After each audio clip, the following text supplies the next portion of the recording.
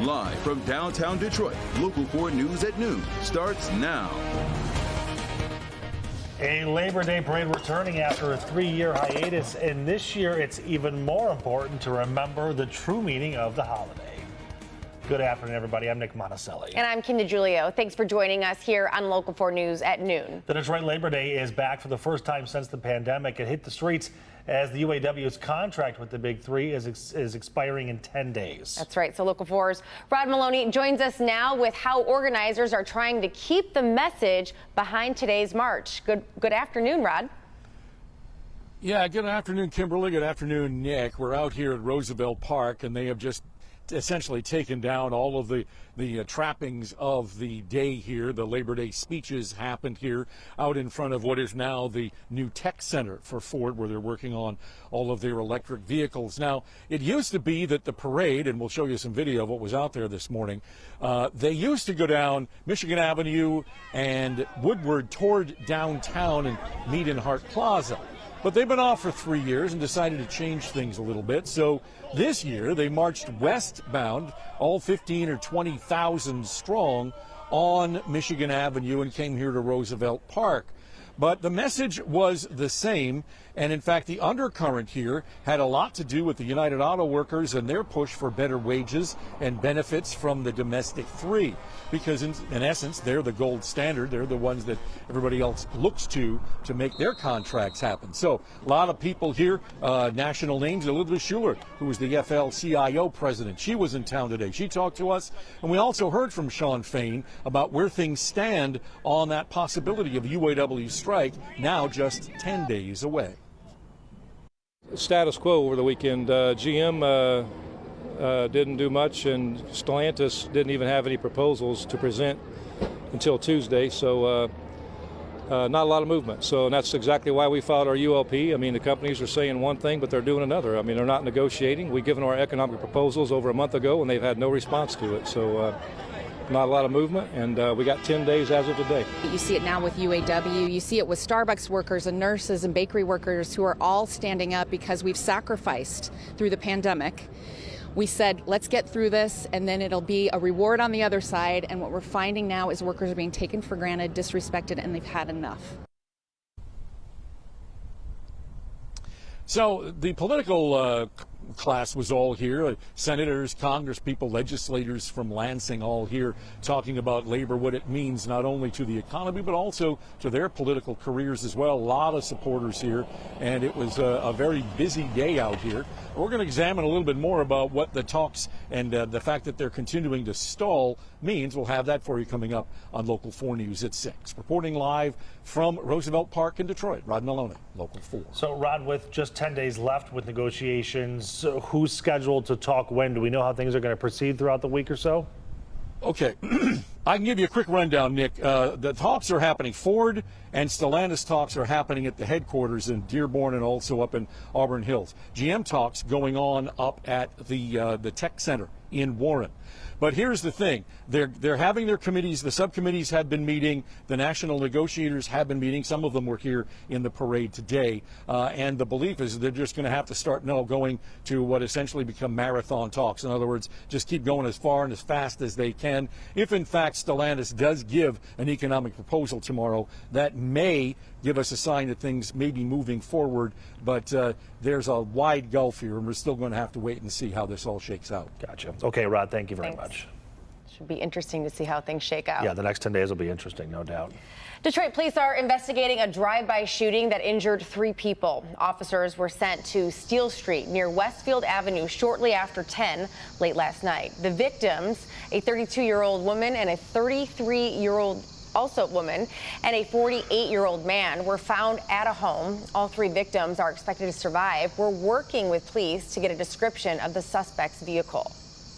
2 suspects are behind bars after they allegedly drove across state lines to escape police following a deadly carjacking in Monroe. The suspects are accused of robbing a liquor store on Saturday, then shooting 2 people inside of a parked Ford F-150 and stealing the truck. 31-year-old Michael Ronald Beck died at the scene. The other victim is seriously hurt. The police pursuit started at the Highlander Market and ended several hours later in Hancock County, Ohio. Aaron Boudry, who lives nearby, was surprised this happened so close to home for him. Kind of a random act. There's not a lot of violence down here in Monroe. It's pretty calm. So it's kind of a random deal. During that chase, police say one of the suspects shot at officers. The suspects are now awaiting charges.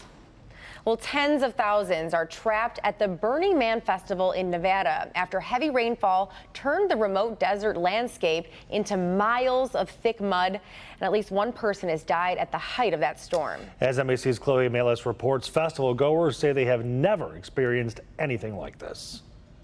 This morning, the harrowing escape to make it out of Burning Man. The entire place is absolutely just soaked.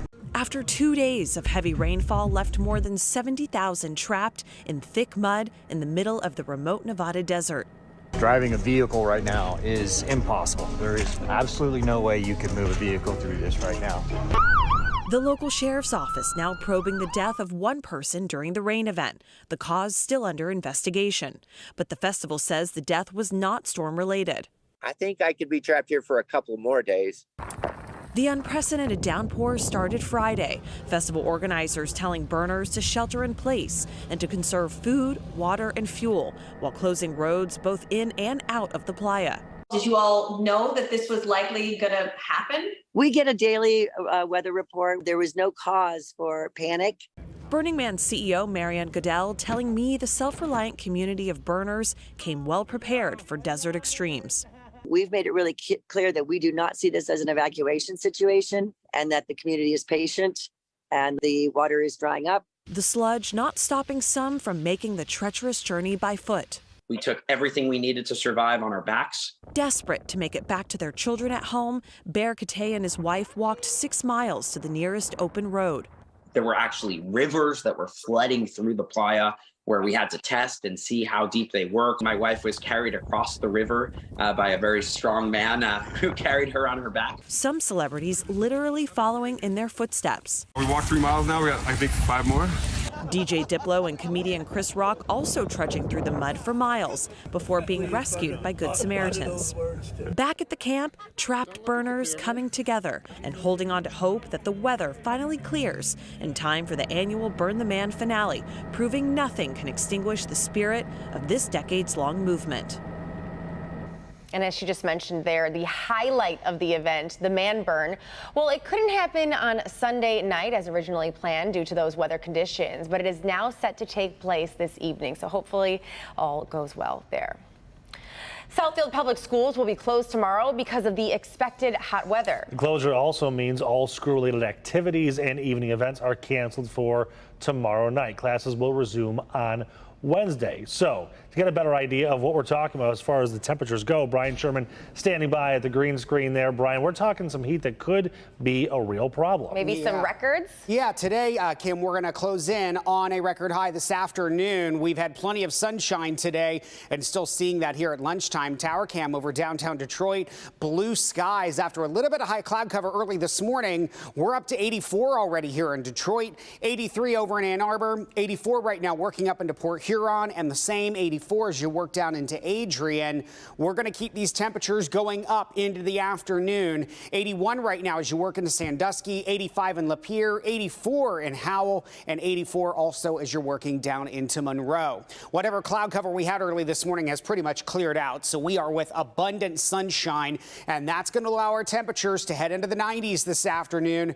I'm forecasting 92 for a daytime high. That would tie the record high for today, set back in 2018. And while we've got another day of right around 90-degree heat tomorrow, we also start to talk thunderstorms over the next few days as well.